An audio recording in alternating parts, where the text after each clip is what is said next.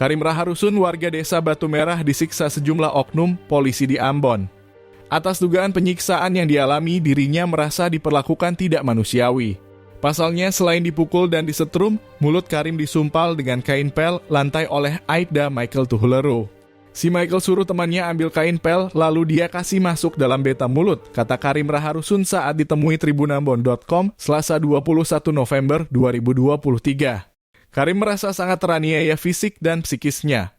Bahkan saat dia mengeluh kehausan akibat disetrum berkali-kali, mereka tidak memberikannya air untuk minum.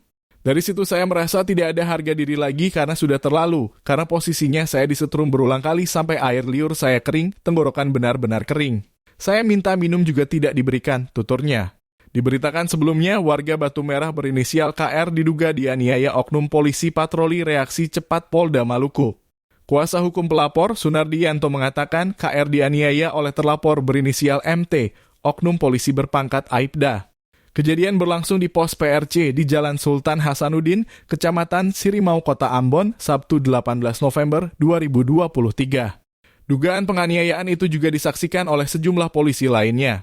Usai dianiaya, KR pun dibiarkan pulang setelah dijemput keluarganya.